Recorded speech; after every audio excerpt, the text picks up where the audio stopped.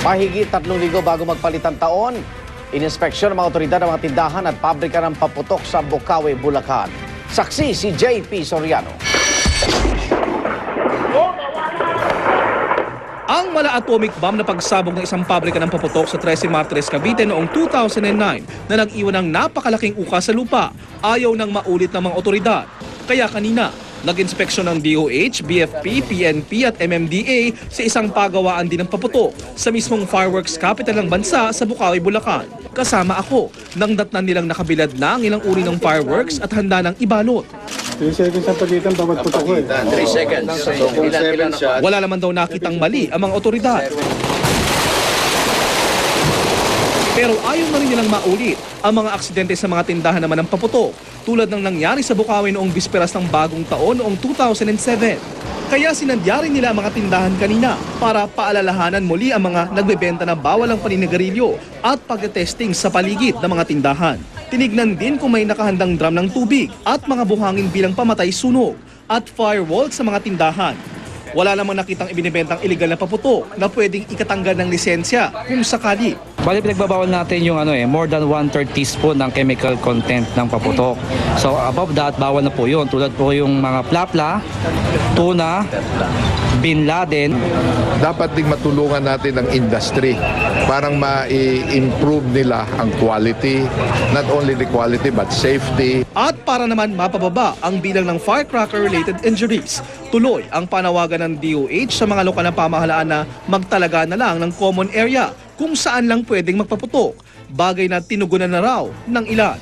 Siguro po dapat malaman nyo, meron tayong 3 LGUs na may firecracker zones, Marikina, Makati, Muntinlupa. Yung 14, iinganyohin pa namin ni Secretary Ona para next year siguro madagdagan. Sa December 16, magkakaroon ng isang community fireworks display ang DOH sa may Raso Leman sa Maynila para ipakita raw sa publiko ang wasto at ligtas na paraan ng pagdiriwang ng bagong taon. Ako si JP Soriano, ang inyong saksi.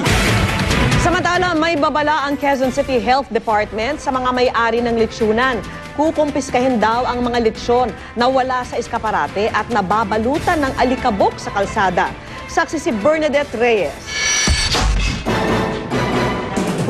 Sino ba namang di matatakam sa mga nakadisplay na lechon sa bangketa? Tiyak na panghatak kasi sa mga mamimili kapag kita agad ang namumutok sa lutong na balat ng lechon. Pero simula bukas, ang mga idinidisplay na lechon, kukumpiskahin na raw ng Quezon City Health Department.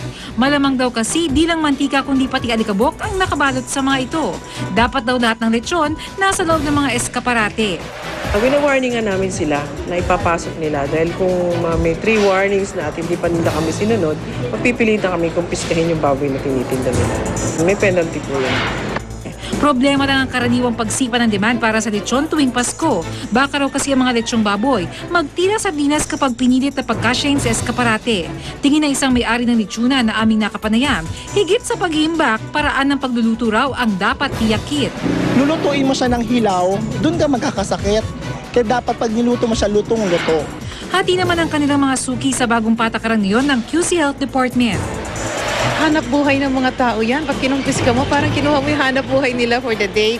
I think there should just be warning. Kung kunyari, gusto mo na in 1 month's time baguhin, give them time to do some renovation. Tama po yun kasi di ba dapat talaga po sila sealed. Opo. Kasi na may daanan po kasi ito Uusukan po siya din kasi kinakain natin. Nagkakahalaga ng 3,500 hanggang 12,000 pesos ang isang buong lechon. Kung nabibigatan kayo sa halagang ito, may paraan pa rin para makapaghanda ng lechon sa inyong hapagkainan sa darating na Noche Buena. Sa halagang 500 hanggang 600 pesos, makakabili na ng tinging lechon. Pero bago matakam at bumili, siguruhing malinis at pasado sa quality standard ang lechong bibilihin. Hanapin nila yung meat inspection certificate. Yun nagpapatunay na yun ay safe for human consumption. Ako si Bernadette Reyes, ang inyong saksi. Sa ibang balita, magsasagawa ng final inspection ng PNP sa Presidential Suite ng Veterans Memorial Medical Center bukas bilang paghahanda po sa paglilipat kay dating Pangulong Gloria Arroyo sa araw ng Biyernes. Kasabay ng puspusang preparasyon, nakiusap ang kampo ni Arroyo na huwag na raw sanang posasan ang dating Pangulo kapag inilipat siya mula sa St. Luke's Taguig. Saksi si Julio Segovia. Ilang beses ding nag-aerial inspection ng PNP sa palibot ng Veterans Memorial Medical Center o VMMC para masusing makita mula sa impapawid ang buong compound ng ospital. Gayunman, hindi raw by air, kundi by land ang paglipat kay dating Pangulong Gloria Arroyo mula sa St. Luke's Medical Center papuntang VMMC sa Biyernes. Lalo ring hinigpitan ng seguridad sa ospital. Bukod sa mga nakapwestong pulis sa North Gate ng VMMC, nakabantay na rin ang pulisya sa gate 2 ng ospital sa bahagi ng Mindanao Avenue. Ini-inspeksyon ang lahat ng sasakyang pumapasok. Sa labas naman ng presidential suite na paglilipatan ni Arroyo, may police outpost na at pole barricade. Habang sa loob, kita na ang kahandaan. Nalagyan na ng varnish ang mga pinto at napinturahan na ang kusina. Bukod sa lutuan, may ref din. Ready na rin ang magiging kwarto ni Arroyo. Ang dating nurse station ng suite, nilagyan ng conference table. Ginawa namang maid's room ang noise storage room. Pero ang mismong banyo na dahilan kaya naantala ang paglipat ni Arroyo. Wala pang impormasyon kung patapos na. Pinapalitan daw ito ng di masyadong madulas na tiles. Nilalagyan ng safety handrails at binaklas ang bathtub para di raw takaw aksidente sa dating Pangulo. Nakiusap naman ang kampo ni Congresswoman Arroyo na wag nang payagang makover siya ng media para agad makarating sa VMMC. Hihilingin din daw ng kanyang mga abogado na wag siyang posasan. Inaasang sasamahan daw siya ni dating First Gentleman Mike Arroyo. Kailangan na nasa tabi siya ng kanyang may bahay na nakaratay sa banig ng karamdaman. Ako si Julio Segovia, ang inyong saksi. At sa ibang balita, muli na namang nagpasaring si Pangulong Aquino laban sa Korte Suprema sa isang pagtitipo na dinaluhan ng takabagsalita ng kataas-taasang hukuman. Sa gitna ng banggaan ng ehekutibo at hudikatura, bukas naman daw ang Pangulo sa alok ng ilang obispo na mamagitan. Saksi si Lay Alves. Ilan napapadalas ang pag-cruise ng landas ng mga taga-Malacanang at Korte Suprema. Kanina, si Supreme Court Administrator at spokesperson Maidas Marquez naman ang kinamayan ni Pangulong Noynoy Aquino nang magpunta siya sa palasyo para sa paggawad ng 2011 Lupong Tagapamayapa Incentives Awards. Sa kanyang talumpati ngayong hapon, muling nagpakawala ng pasaring ang Pangulo na may iuugnay pa rin sa banggaan ng Malacanang at Korte Suprema tungkol sa kaso ni dating Pangulong Arroyo. Handa po tayong makipagtos kahit kanino dahil alam kong nasa likod ko ang sambayanan sa paghahagad ng katotohanan, sa pagnanais na parusahan ang mga nagkasala at sa pangingibabaw ng katarungan sa ating bayan. Sa Supreme Court na nagpaunlak ng media interview si Marquez na wala naman daw nakita masama o nakakasakit sa talumpati kanina ng Pangulo. Dapat naman siguro dahil yun ang mandato ng isang Pangulo. Well, it was a general statement. I'm not guilty. Bukas naman daw ang Pangulo sa alok ng mga obispo na mamagitan sa kanila ng punong maestrado. Pero sakaling sampahan ng impeachment complaint ng mga kaalyado niya sa Kamara si Chief Justice Renato Corona, susuportahan ba niya ito? I do not tell you my plans, no?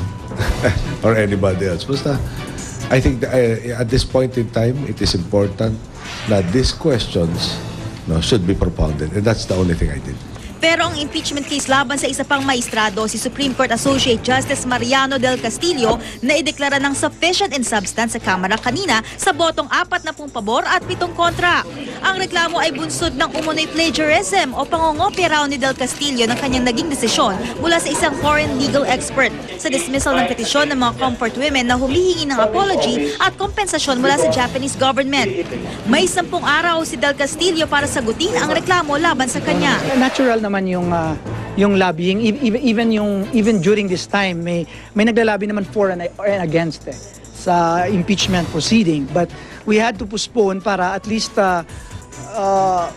magkaisa rin yung committee. Ano ba talaga ang direction? Are we pursuing the process or not? So ngayon ang decision is we pursue the process. We don't want to put any political undertones in that vote of the members of the House of Representatives. And let's give Justice del Castillo the opportunity to do what he thinks is the most appropriate. Ako si Lay Alves, ang inyong saksi. Saksihan mamaya. Muling pagtatangka ng mga relisa makapasok sa Mendiola, dauwi na naman sa Grian. Ilang miyembro ng AFP bumida sa Mala Broadway concert sa Camp Aguinaldo. Sa sports saksi, WBO flyweight champion Brian Viloria, challenger na si Giovanni Segura, nagharap sa press con. Sa showbiz saksi, Rian Ramos naglabas ng saloobin tungkol sa relasyon nila ng dating boyfriend na si Mo Twister. Huwag bibitiw! Sama-sama pa rin tayo magiging saksi.